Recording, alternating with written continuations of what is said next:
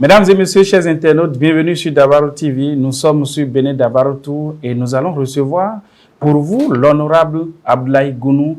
Il est député à l'Assemblée nationale et il est le président de la Commission des relations extérieures, de la défense, de la sécurité et de la coopération. Vous pouvez comprendre avec notre thématique l'extrémisme violent et la cohésion sociale, il était normal de recevoir l'honorable Abdoulaye Gounou.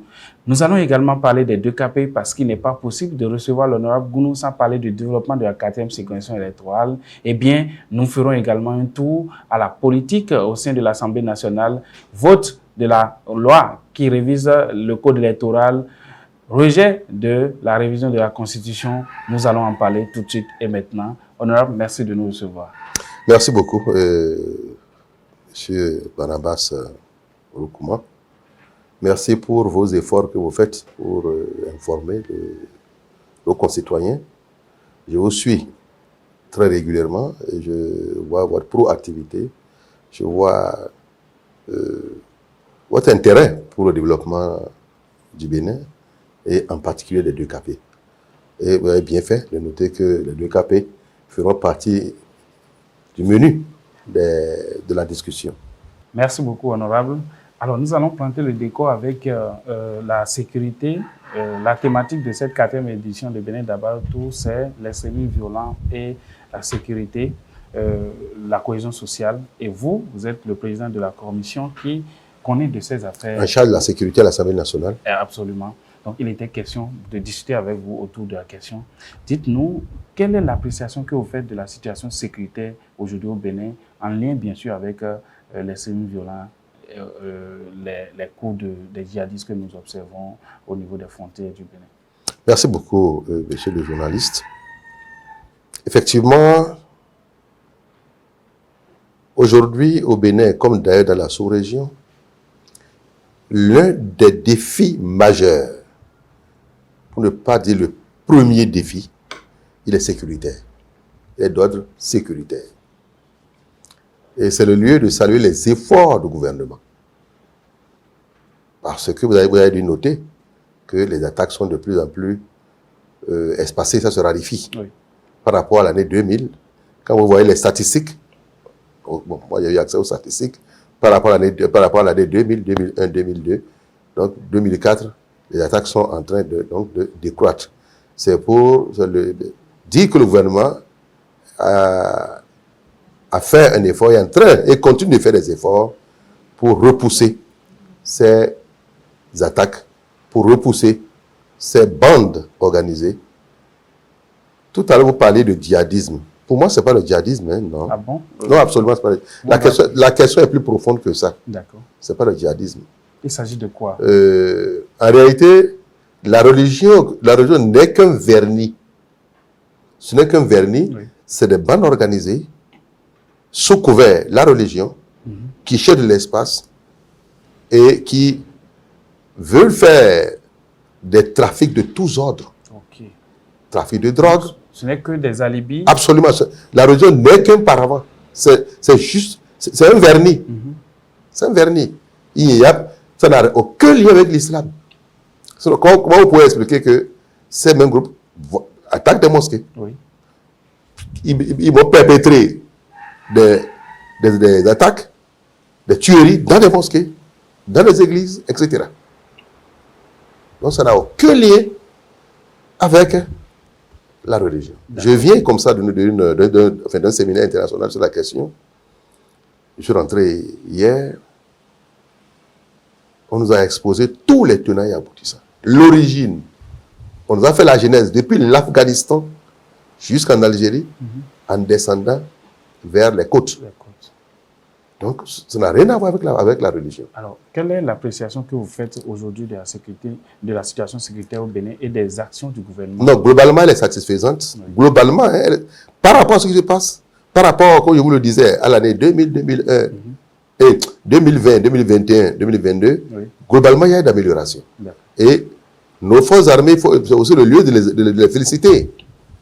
De les féliciter et de les encourager parce que nos forces armées aujourd'hui sont de plus en plus aguerries, ont de plus en plus de connaissance du phénomène. Oui. Et le gouvernement accompagne avec des équipements qu'il faut surtout en matière d'armement. Vous savez, une guerre, ça coûte très cher. Ah oui. Pour faire face à une bande motorisée, puisqu'ils opèrent en bande motorisée, Oui. pour faire face à une bande motorisée, pendant 1 heure, un soldat a besoin de 5 chargeurs. Un chargeur comporte 30 cartouches. Ah oui. Et une cartouche d'une arme individuelle AKM, c'est autour de 4 000 francs CFA.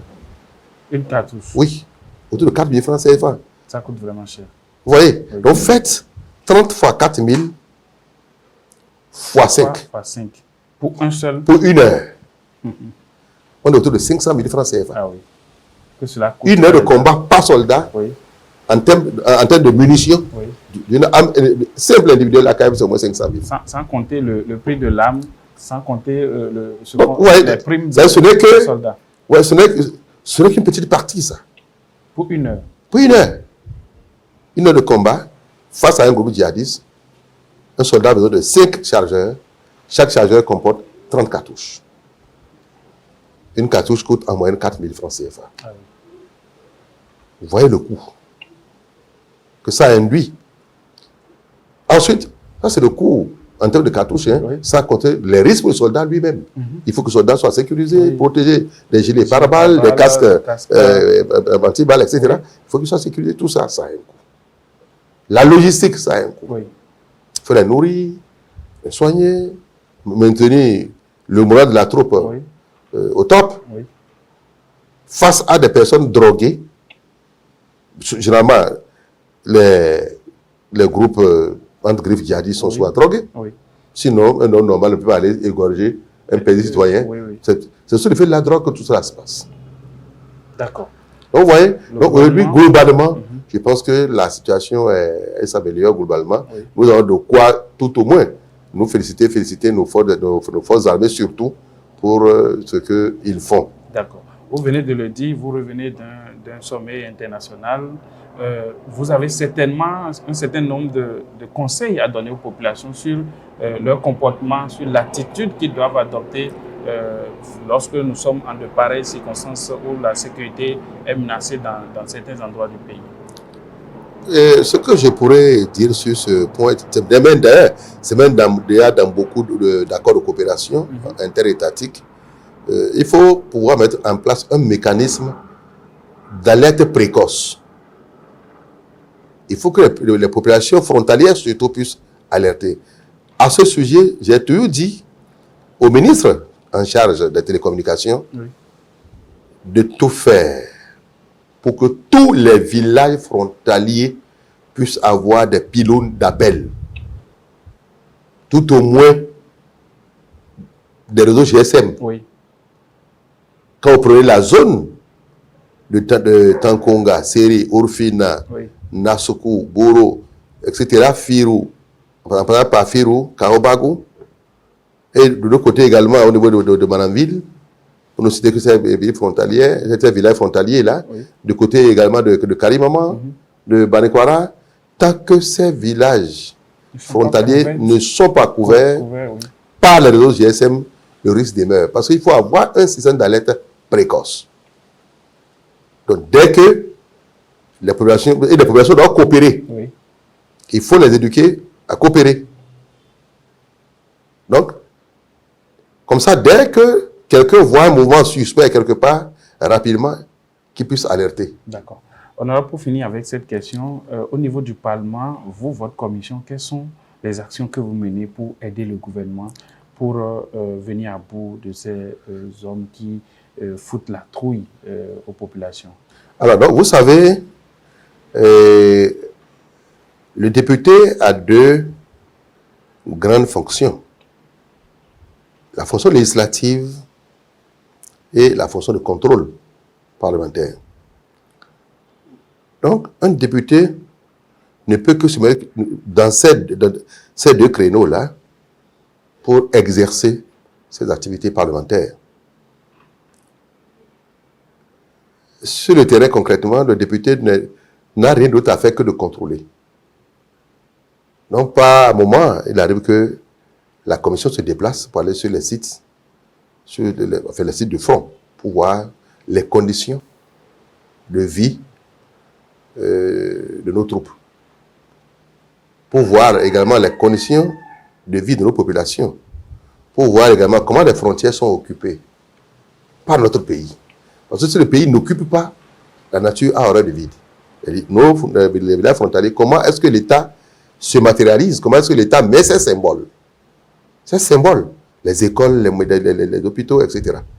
Donc, tant que l'État ne marque pas sa présence, c'est ça qui amène souvent donc, à une sorte de no man's land, où n'importe qui vient faire ce qu'il veut. Donc, les parlementaires ne peuvent que aller sur place, doper le moral de la troupe, rassurer la population, puisque nous sommes leurs représentants, les rassurer, leur donner des conseils utiles, notamment dans l'aide précoce, afin que ces populations puissent coopérer avec les forces de l'ordre. Si les populations ne coopèrent pas, c'est difficile. Au Burkina Faso, par exemple, mais dès que les forces de l'ordre arrivent, c'est encore dans la population que les gens appellent les djihadistes pour dire, bon, ils sont là, hein, les militaires sont là, ils vont à tel ou à tel endroit. C'est fréquent, donc on doit exposer ces choses-là.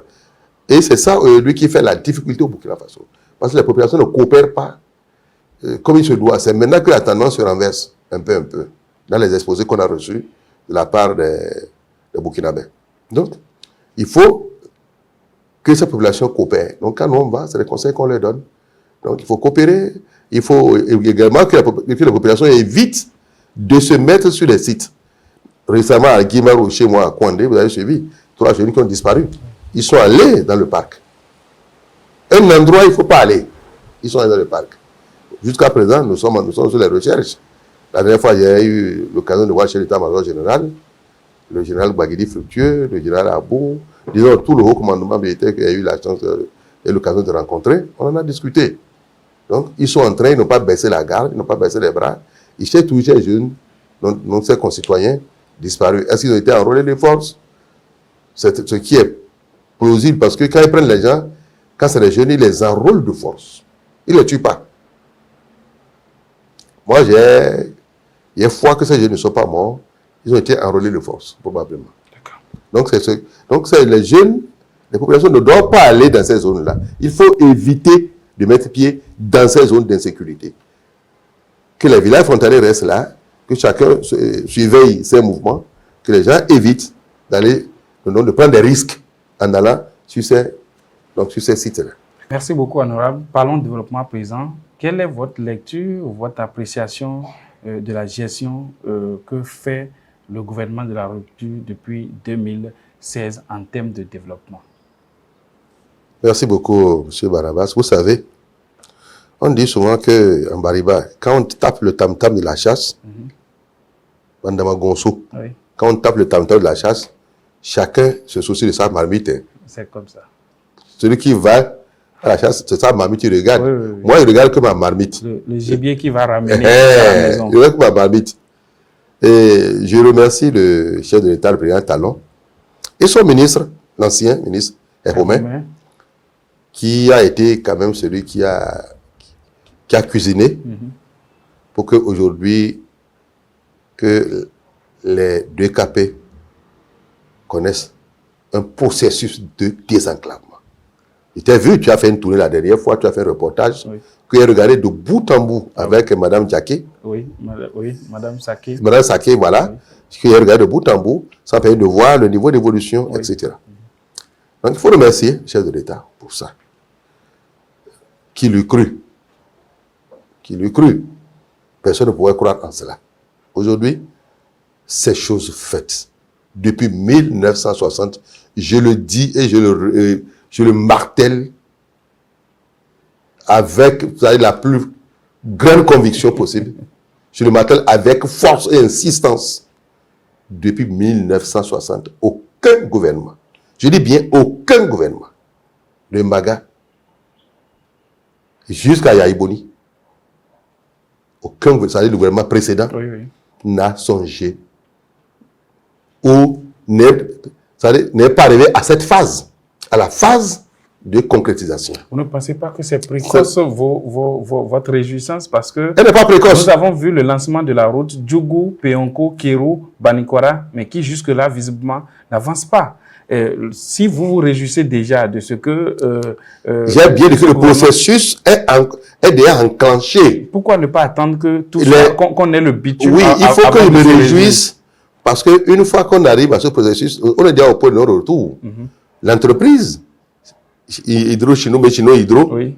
C'est l'entreprise Chino Hydro qui a le marché de Djougou à l'autre côté. Cotonnière. Mais moi, je pense qu'à ce niveau, le gouvernement aurait pu faire 3 lots. Donner les 3 lots et confier ça à des structures différentes. Chino Hydro, je ne dis pas qu'ils sont incapables.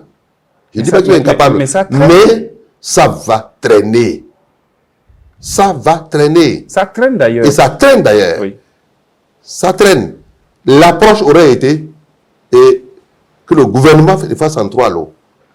Et moi, dans mon petit siège ici, je suggère humblement au gouvernement de résilier 2 lots pour leur laisser un lot. Là, ils avancent. Je suggère fortement au gouvernement de résilier. Parce que nous sommes arrivés au lancement. Ça fait 2 ans. 2 ans. On ne voit pas. On voit concrètement rien. Oui. On ne voit presque pas. Alors, de l'autre côté... c'est vrai, ils ont commencé du côté de Banikwara. J'ai vu... Oui. Vrai nous avons pris par là la dernière fois, mais du côté de Banikwara est encore moins avancé que du côté de Peonko. Bon, donc, dans tous les cas, ils sont... Il y a comme l'impression que l'entreprise Hydro Chino a une stratégie d'occupation des 3 lots.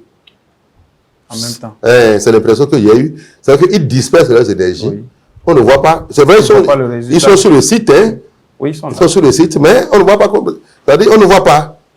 Depuis 2 ans, on ne voit pas. Mais par contre, de l'autre côté, quand on prend Natengu Kota, oui. Je dis bien, il faut remercier le gouvernement. Ah, oui. Mais c'est manifeste. Il y a des dynamitages, des montagnes contre dynamite, etc. Et vous voyez, rien qu'à voir l'allure des travaux, il y a de quoi se réjouir. Il y a de quoi se réjouir. Parce que vous savez que les 2 KP, notre chef-lieu de département est à Natengu. Oui. Le préfet doit aller dans le 2 KP en tournée. Oui. Les maires des 2 KP doivent venir à Natengu. Les populations des 2 KP doivent venir à Natengu pour les actes. Je pense que cette route-là, elle est capitale pour toute la circonscription électorale. Absolument. C'est pour toute la circonscription électorale. La route Kota, Natengu, semble lui plus avancée que de l'autre côté. Parce qu'on voit l'entreprise ADOT véritablement à l'œuvre. Et cette voie, elle est capitale par rapport à la circonscription. C'est-à-dire elle est importante pour toute la circonscription électorale. Natengu est le chef-lieu.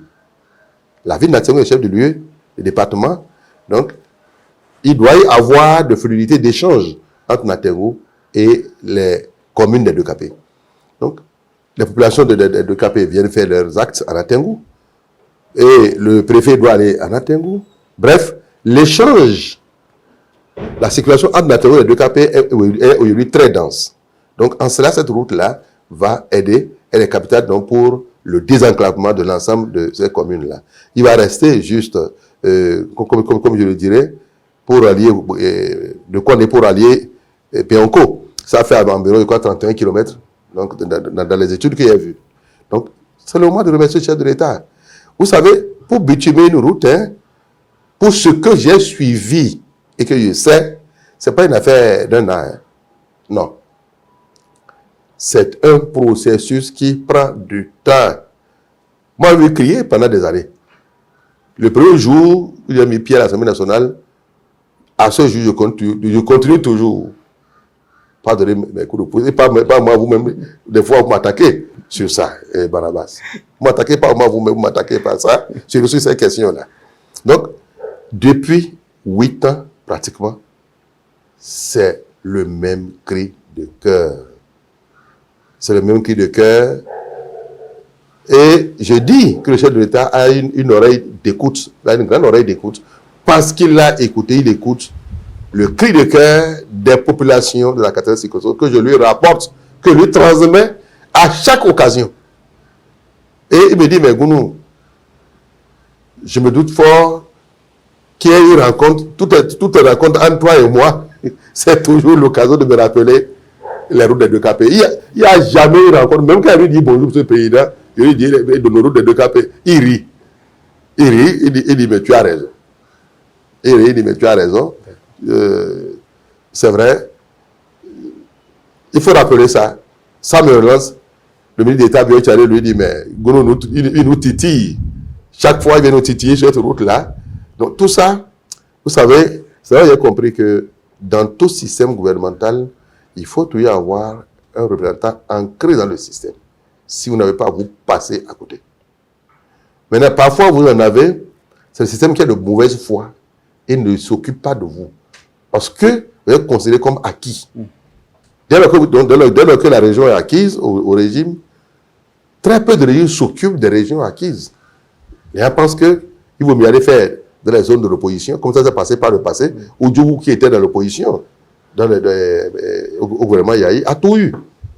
La Donga, Djougou a tout eu. Parce que Djougou était pratiquement dans la ville de Djougou a été cernée par le goudron de toutes parts. La seule sortie de Djougou qui n'a pas de goudron, c'est justement celle qui va dans les deux capés. Il faut remercier le chef de l'État pour la volonté politique qu'il a eue. C'est une volonté politique. Parce que généralement, tout le monde a pu l'observer, hein? Tout le monde a pu l'observer. Mais quand une région, une zone est acquise donc à un pouvoir, il y a un régime, il y a souvent des régimes qui pensent que bon, c'est une zone acquise et ne font absolument rien. Il faut aller ailleurs. Il faut aller ailleurs, là où il y a l'opposition, pour pouvoir attirer les sympathies et inverser la tendance. Les deux KP ont été victimes de ça, sous l'ancienne gouvernance. Parce que ce soit sous la gouvernance des anciens présidents qui ont gouverné pendant longtemps, les deux KP, disons, tout la Takora, toute la circonscription était acquise. Donc, au système, aux deux précédents gouvernements qui ont prévalu. Une priorité pour cette donc, du coup, la zone n'était plus une priorité. Vous avez vu l'investissement massif qu'il y a eu à Djougou, sous le régime Yahi. Un investissement massif. Djougou est cerné de toute part par le goudron. C'est un carrefour. Quand vous sortez sur le goudron du côté du Togo, vous venez de Bassela, c'est le goudron, de Parako, c'est le goudron, de Natemo, c'est le goudron, de Ndali, c'est le goudron. La seule sortie de Djougou, justement, qui n'a pas de goudron, c'est celle qui allait vers les deux KP, vers Péanco. Parce que les deux KP s'étaient montrés des enfants dociles, à 100%. Et donc, ils ont été négligés. Ils ont été négligés. Alors, honorable, vous avez toujours, vous appartenez à la majorité présidentielle, vous êtes du bloc républicain, mais vous criez, comme vous le dites, vous réclamez la réalisation d'un pont, le pont de Kankou, depuis des années. Et vous avez partagé le même parti politique avec le ministre d'État. Le ministre d'État, vous partagez le même parti politique avec le ministre d'État. Vous avez partagé vous partagez le même parti politique avec le ministre des Infrastructures d'alors, qui était du bloc républicain. Mais ce pont, juste aujourd'hui, n'est pas réalisé. Est-ce que vous ne pensez pas quelque part qu'il y a une volonté manifeste de ne pas écoutez votre cri de cœur, parce que c'est quoi réaliser un pont? Depuis 2016, des dizaines de ponts ont été réalisés au Bénin. Qu'est-ce qui bloque la réalisation du pont de Kankou et celui de Tikoudarou? Bon, monsieur Barabas, d'abord, je vous dirais d'entrée de jeu que cette question-là, vous devez la poser au ministre des TP actuel. C'est lui qui doit savoir pourquoi jusque-là ça traîne. C'est le ministre Torato. Oui. C'est lui qui doit savoir pourquoi ça traîne. Mais cela étant, pour ce que je sais, au niveau de l'information où je suis, il y a en ce moment un avenant en cours pour confier ces deux ponts, le pont Kankou et le pont de Tikoudarou, ce n'est pas un pont, le pont Kankou et le pont de Tikoudarou, donc à l'entreprise ADOTI qui est déjà là avec ses équipements. Et disons que j'encourage le gouvernement à le faire. Parce que l'entreprise ADOTI a déjà tous ses équipements sur place. Dès qu'on lui donne ça, ça va faciliter. De même, l'entreprise ADOTI qui est sur place avec ses équipements, ce serait plus judicieux de lui remettre les 30 km qui restent entre Kouandé et Péonko. C'est plus rationnel. Parce que est-ce de donner ça à une autre entreprise qui va déplacer sa base, etc. Lui, il a déjà sa base là. Oui. Moi, je pense que le gouvernement peut le faire. Et je sollicite et demande au chef de l'État, le président de la République, encore une fois de plus, qu'il écoute nos cris de cœur. Ces deux avenants-là, qu'il nous les accorde. Parce que le temps est en train de se griner. Ah oui. Le temps est en train de se griner. Hein. Moi, je regarde l'horloge du mandat. Je regarde l'heure. Ah oui. Il ne reste que 2 ans. Donc, M. le Président de la République, M. le Président chef de l'État, je sollicite que ces deux avenants-là soient concrétisés pour que ces travaux commencent vite. Que rassurer l'entreprise ADOT qui est déjà sur le terrain, non, de ce qu'ils peuvent rester, laisser leur équipement et leur base pour poursuivre les 30 km. Il ne reste que 30 km entre Péonko et Kouandé. Donc, il ne servira pas à grand-chose qu'on dise qu'on va relancer un processus d'appel d'offres passé par là juste pour 30 km. Juste pour 30 petits kilomètres là. Il y a une entreprise qui est déjà là. Chez nous, en Baliban, on dit que quand tu es maillé le serpent, il faut mailler jusqu'à la queue. J'invite le chef de l'État à mailler le serpent jusqu'à la queue. Ça va faire plaisir. Voilà, il n'a qu'à mailler ça jusqu'à la queue, que l'avenant là soit fait. Le pont Kankou, j'apprends que le dossier est au niveau de la CIRAT en ce moment. D'accord. La CIRAT qui gère le dossier. Et celle que vous suivez de très près ce dossier. Donc le ministre Romain, on en a discuté. Donc, il paraît que c'est la CIRAT maintenant qui est en train de cuisiner ça pour la réalisation pour ces ponts-là. Mais ce serait plus des ponts en fer. Ce serait des ponts normaux, paramétrés,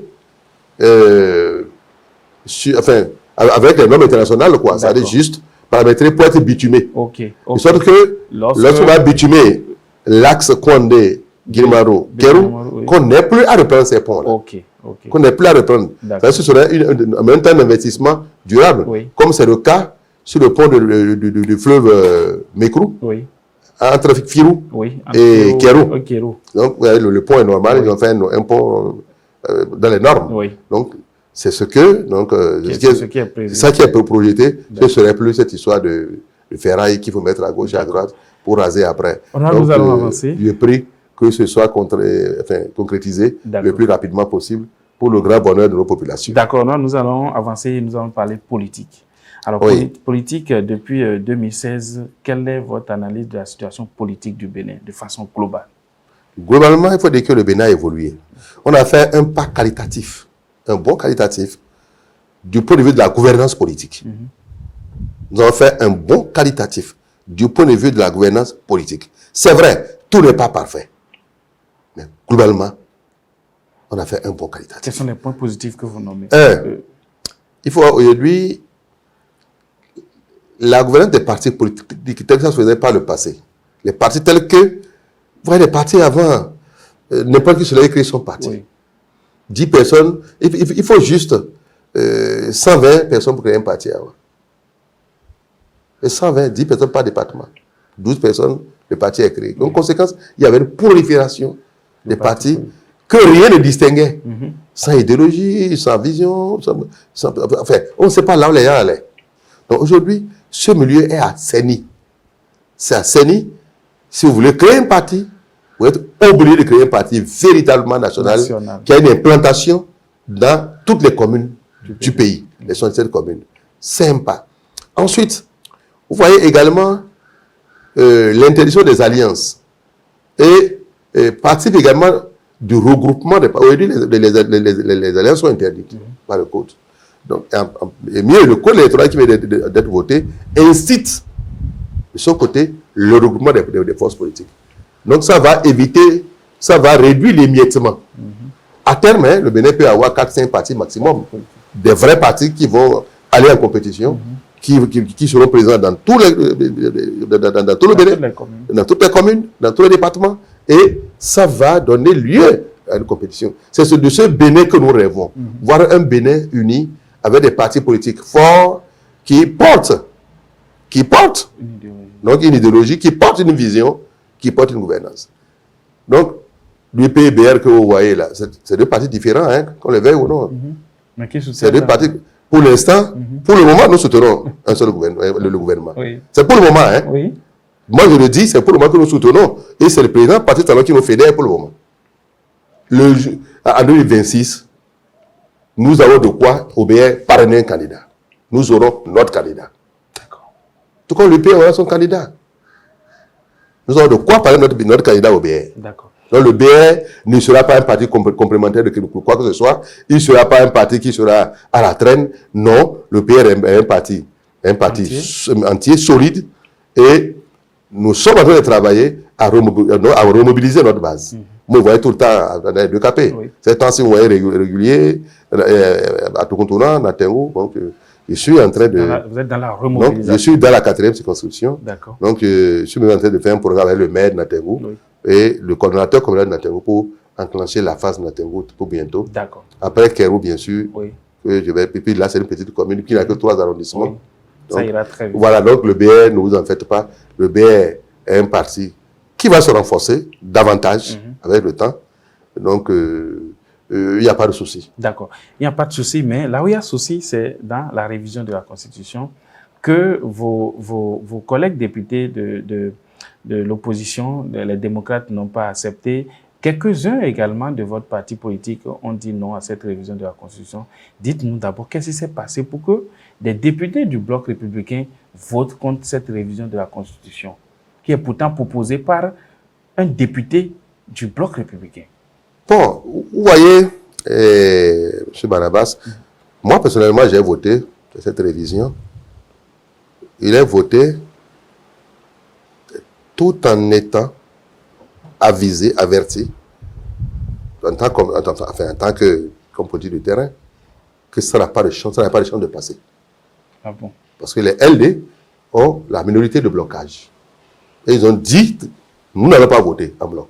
Donc dès lors que ceux d'en face ont dit, nous bloquons, il n'y a pas d'alchimie possible. Il n'y a pas ce gris-gris là que vous pouvez faire pour que ça passe. Donc même en votant, donc je restais convaincu que ça n'irait pas loin, eu égard à la position des LD qu'on avait en face qui disent, nous ne votons pas. D'accord. Alors, cela étant, pour moi, le vote de budget s'est passé. Non, les collègues qui n'ont pas voté, on a pris acte. Le vote de la révision de la Constitution. S'il vous plaît, je reprends. Il dit pour moi, j'allais dire, le vote de la révision de la Constitution, la seconde révision en 2024 est passée. Pour moi, c'est un vent qui est passé. Il faut regarder en face, il faut regarder l'avenir. Les collègues qui n'ont pas voté cette révision-là, chez nous, je crois, il doit y avoir 4 voix. Il y a 4 voix manquantes. Oui. Donc, ces 4 voix manquantes-là, je considère que chacun s'est exprimé. Donc, c'est la démocratie pour moi qui est en marche. Vous ne pouvez pas avoir dans un parti, c'est-à-dire que tout le monde soit d'accord, c'est-à-dire que vous pouvez avoir une situation, je ne sais pas. Et avoir tous la même lecture. Enfin, d'unanimité autour de tout. Donc, chacun sa lecture. Et ces petites différences font que vous avez nécessairement quelques-uns qui vont tout le temps, qui vont toujours vous dire attention, ici, je ne suis pas d'accord, attention, je ne suis pas là, je ne suis pas d'accord. Donc ça, moi, je suis très fier de ça et très content de ça, parce que ça montre bien combien de fois la démocratie au Béninois, la démocratie au Bénin fonctionne. Ça montre bien combien de fois la démocratie au Bénin fonctionne. Dans ce cas, qu'en est-il alors de la cohésion au sein du groupe? Non, ça n'a pas impacté. Il n'y a pas d'impact sur la cohésion au sein du groupe, non. La suite, vous avez vu, le code électoral, tous on a voté. Oui. Alors, parlons de ce code électoral. On a voté tous. Donc, ça veut dire que la révision n'a pas impacté. Donc, le groupe est intact. Le groupe parlementaire, BR est intact. Il n'y a pas... D'accord. Parlons du code électoral, honorable. Vous, les partis de la mouvance, vous estimez que c'est un très bon code qui va permettre la vitalité de la démocratie et autres. Mais ceux d'en face disent que ce n'est pas le cas, c'est tout le contraire. Quels sont les points forts, positifs que vous notez de ce code électoral qui a été voté récemment, qui a été relu? Il y a une image que je vois sur les réseaux sociaux, là, où un bœuf qui passait à gauche, son côté gauche est blanc, son côté gauche est noir. Oui. L'autre dit, mais le bœuf là, il est noir. L'autre dit, mais le bœuf là, il est blanc. Il est blanc. Donc, vous voyez, c'est pour dire que... Ça dépend de la position. Voilà, donc ça dépend de la position de chacun. Donc, ceux qui disent que le code est mauvais, ils sont dans leur rôle. Donc, c'est leur position à eux. Donc, moi, chacun a droit à la différence. D'accord? Et peut-être qu'à notre place, qu'ils auraient fait pareil. Mais même plus. Peut-être qu'à leur place, ils auraient fait plus. Ou peut-être vous auriez fait plus. Peut-être, moi, je ne sais pas. Donc, qui vous souviennent, en 2019, quand on a voté le code qui venait d'être amendé, oui. C'était les mêmes récriminations. C'était les mêmes récriminations en 2019 quand le code a été voté. Oui. C'est la même récrimination. On a dit, ah, c'est un code ceci, c'est un code d'exclusion. Au finish, ce code 2019 a permis au LD d'avoir 28 députés. Parce qu'ils s'y sont conformés. De la même façon, moi, je ne vois pas en quoi le code actuel va refuser qu'il vienne à l'Assemblée. Il parle de quitus électoral, le quitus fiscal électoral. C'est vrai que le quitus fiscal électoral, c'est vrai, il y a, par le passé, il y a quelques couacs dans la délivrance de quitus. Oui. Moi, je pense qu'il faut améliorer ça, on va améliorer ça. Peut-être le fait de délivrer en ligne, dès lors qu'il va être à jour. De toute façon, on va améliorer, on va voir comment ça va s'améliorer. Il n'y a que là qui puisse attaquer pour parler de quitus. Bon. Normalement, un citoyen qui aspire à être député doit pouvoir s'acquitter de l'impôt.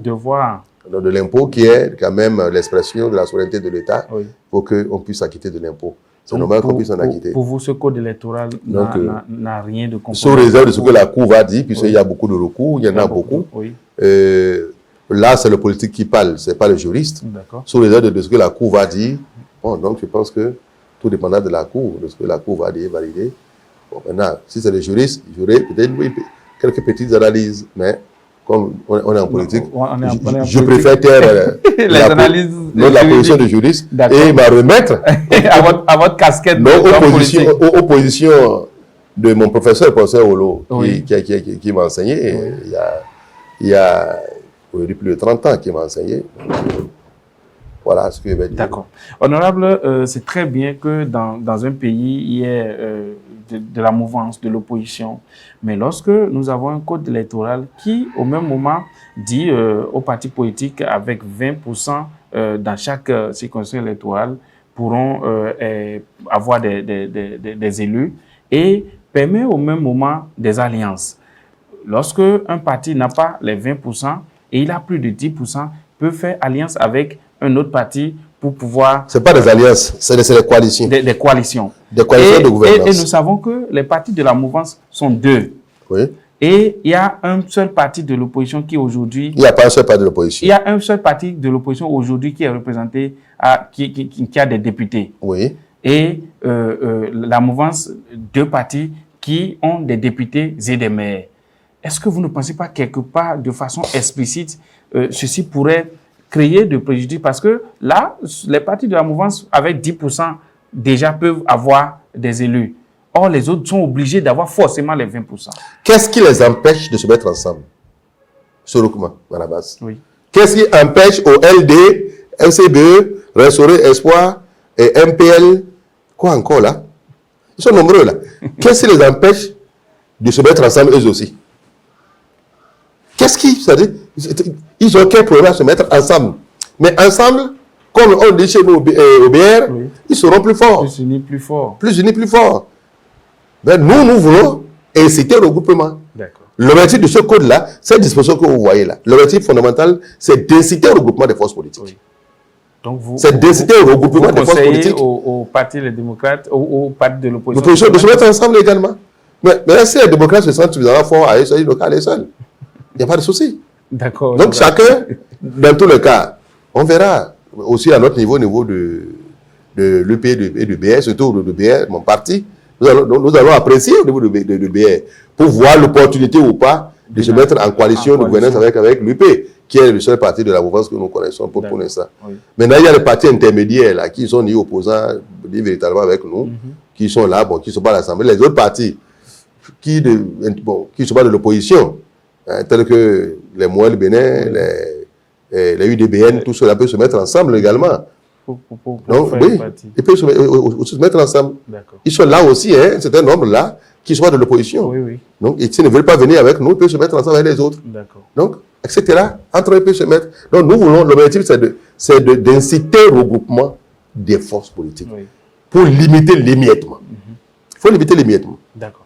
Honorable, nous tendons vers la fin de cet entretien. Est-ce qu'en 2024, on l'a abordé de façon rapide, le Bloc républicain a déjà son candidat ou aura son candidat? J'aimerais avoir la certitude parce que vous êtes un membre fondateur du Bloc républicain. Le Bloc républicain aura son candidat. Aura son candidat. À coup sûr. D'accord. Pour l'instant, on n'a pas encore on n'a pas encore enclenché la désignation, le de désignation. Donc, le mois venu, on va donner qui parmi nous est intéressé. Et vous ne pensez pas que vous êtes en retard parce qu'on voit déjà des suscitations de candidatures? L'affaire de Boko Olivier, à ça qu'on fait allusion? Oui. Il paraît qu'il serait même du parti Bloc républicain. Non, il n'est pas. C'est lui votre candidat? Non, il n'est pas membre du BR. Puisque c'est Boko n'est pas membre du BR. Ah bon? Oh oui, il n'est pas membre du BR. Il est de quel parti politique? Ah, je ne sais pas. Puisque il n'est pas membre fondateur du BR. Oui. Non. Il n'est pas, à ce jour, il n'a pas encore adhéré au BR. D'accord. Donc, c'est possible qu'il adhère et qu'il soit le candidat. Le parti est ouvert, s'il adhère, il peut adhérer aussi à l'UP, comme au PS. Donc, même toi, tu peux adhérer. Hein? Non, moi, je ne suis pas. Donc, même toi, tu peux adhérer. Même ta journaliste qui fait Nanaya, là, elle veut aussi adhérer. Surtout elle qui veut au BR. Donc, ce que fait le OB. Donc, l'ami Boko Olivier, bon, il est dans son droit. Hein. Il est dans son droit, c'est un citoyen digne, qui ne souffre d'aucune indignité. Oui. C'est un citoyen qui jouit de tous ses droits civiques et politiques. Oui. De tous ses droits civils, civiques et politiques. Oui. Donc, s'il veut être candidat, c'est son droit le plus absolu. Personne, je dis bien personne sur la terre ne peut lui interdire. Personne ne peut lui interdire. Maintenant, à lui de se doter les moyens politiques qu'il faut. Surtout que une chose est de vouloir possible d'être candidat. Une chose est de vouloir être candidat, une chose est d'en avoir les moyens d'abord politiques, avant même financiers. Oui. Et encore que le code électoral vient repréciser les choses où il faut forcément appartenir à un parti politique. Il faut d'abord avoir les moyens politiques. Avant même les moyens financiers. Oui, les moyens politiques précèdent les moyens financiers. Oui. Donc, maintenant, comme tout le monde le remarque dans les réseaux sociaux, il est en activité, ces gars sont en action. Bon, maintenant, donc, à lui de s'organiser pour avoir ce qu'il faut. Notamment les parrainages politiques. Il lui faut des parrainages politiques. Donc, c'est à lui de s'organiser pour les avoir. Donc, soit dans un parti, soit au BR, soit au LD, soit à l'UP. Donc, c'est à lui de s'organiser. D'accord. Donc, il y a trois partis là qui ont des députés. Il peut intégrer dans les trois partis. Mais pour l'instant, il n'est pas encore au Bloc républicain. Oh oui, il n'est pas encore pour l'instant au Bloc républicain. Donc, s'il vient chez nous, il sera le bienvenu. Donc, nous voulons quoi? Nous voulons élargir notre parti. Si Boko Olivier vient au BR, eh bien, moi je l'accueillerai, on va l'accueillir à bras ouverts. Donc, notre parti n'exclut personne. Et lui faire candidat? Non, mais là c'est notre débat. D'accord. Qu'il vienne d'abord. Maintenant, ensemble, on va s'asseoir pour voir parmi nous. S'il n'est pas désigné, il va... Est-ce que vous êtes déjà ouvert à ce qu'il vienne et qu'il exprime sa volonté? Il peut venir exprimer sa volonté, mais avec d'autres volontés. Ce n'est pas parce qu'il est venu qu'il est d'office le candidat. Non. D'accord. Ce n'est pas parce qu'il va venir qu'il sera d'office notre candidat. Non. Il vient d'abord, le débat va se faire en notre sein. Oui. Et, bon, mais si c'est lui qui est le mieux placé, bon... Nous sommes suffisamment humbles au BR pour lui dire, bon, c'est pour toi, nous prenons. S'il y a d'autres personnes mieux placées que lui, qui ont des projets plus porteurs, que lui, hein, qui se rapportent davantage de notre ligne politique, notre ligne économique, notre ligne idéologique, eh bien, donc il sera obligé de s'éclipser. D'accord. Merci beaucoup, honorable. C'est la fin de cet entretien. Votre mot de la fin. Voilà, je vous remercie pour cette opportunité que vous me donnez de m'exprimer depuis les événements, le vote de la révision, le vote du code électoral et beaucoup d'autres événements. Surtout de dire merci au chef de l'État. Je ne le dirai jamais suffisamment assez. De le remercier pour sa volonté politique d'accompagnement de la 4e circonscription. Le remercier pour avoir déviergé le développement chez nous. Je pèse bien mes mots. Il a déviergé le développement chez nous. Aujourd'hui, le développement dans la 4e circonscription est en marche. Vous l'avez vu, vous en avez fait le reportage. Demandez au chef de l'État, par la même occasion, de manger le serpent jusqu'à la queue. Il n'a qu'à manger le serpent jusqu'à la queue, comme le dit chez moi en Bariba. Qui nous donne 2 petits avenants. 2 petits avenants pour adoucir notre vie là-bas. L'avenant Kwande Peonko, juste 31 km. À Adéoti qui est déjà là, dans la même entreprise. Et l'avenant, tant annoncé depuis longtemps qu'il n'est pas encore la réalité, sur les 2 ponts, Tikudaro et le pont Kankou. Remercier le chef de l'État également pour son esprit d'ouverture politique. Parce que moi, il a écouté à plusieurs reprises, au cours de plusieurs concertations. C'est un homme qui est resté ouvert à sa succession. Il est ouvert à sa succession. Même vous, au Banabé, vous pouvez être candidat, si vous voulez. Il a ouvert sa succession ouvertement. C'est rare que le chef de l'État ouvre sa succession. Je vous remercie pour ça. Et j'invite mon parti, le Bloc républicain, à croire en l'avenir. Tous les militants du Bloc républicain à croire en l'avenir de ce parti. C'est un parti destiné à grandir, à se renforcer. Et par la même occasion, tous les militants, je les invite à la remobilisation. Ils ne qu'à se remobiliser. À la base, les combats 2026 ne sont plus loin. S'il plaît à Dieu, nous allons leur présenter un candidat qui sortira de nos rangs. Ils seront un candidat BR. Donc il faut que les militants se remobilisent pour accueillir ce candidat-là. Mais dès lors qu'on leur a désigné, tous, il faut que nous soyons au front pour défendre ce candidat. Je voulais enfin, du point de vue sécuritaire, au plan sécuritaire, dire aux parents des zones frontalières de ne pas tirer le diable par la queue. Qu'est-ce que je veux dire par là? 1. D'éviter de se rendre dans les zones de conflit. Surtout les braconniers. Quand vous tenez un fusil, vous dites que vous allez faire des braconnages. Même l'armée qui vous voit en face est capable de vous tirer dessus. Parce que vous ressemblez à ce que l'armée recherche. Dans un champ de front, vous venez, vous tenez un fusil, vous dites que vous cherchez les lapins ou quoi là. Vous êtes à la chasse. L'armée qui vous aperçoit vous abat immédiatement. Parce que vous êtes confondu à la cible recherchée. En l'état de vos accoutrements, de votre armement, l'armée va vous abattre. Donc, il faut qu'ils évitent d'aller sur les sites. Il ne faut même pas aller là-bas. Même pas, ça dit même pas que ce soit armé ou des armées qui n'aillent pas là-bas. C'est extrêmement dangereux. J'invite les populations riveraines de ces zones-là à coopérer. À coopérer avec les forces de l'ordre. Enfin, je vais demander au ministre en charge des télécommunications de doter ces villages frontaliers, Tankonga, Urfina, c'est vrai, Tankonga, ça a déjà commencé, Urfina, Seri, Firou, etc., Kaobagu, les villages frontaliers qui sont à la limite de Firou, là, il faut les doter des pylônes de communication pour des alertes précoces.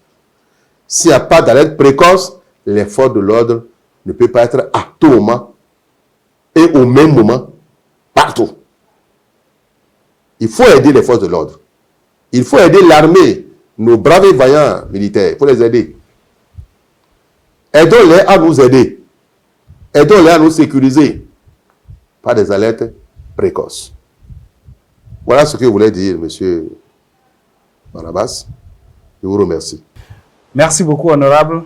Mesdames et messieurs, chers internautes, Bénin Dabaroutou, nous sommes à la fin de cet entretien que nous avons eu avec l'honorable Abdoulaye Gounou, député bloc républicain de la 4e circonscription électorale, président de la commission parlementaire des relations extérieures, de la coopération, de la défense et de la sécurité. Nous avons parlé de l'extrémisme violent, nous avons parlé de la politique, nous avons parlé du développement des DKP, nous avons parlé également de la révision de la constitution du code électoral. Merci de nous avoir suivis.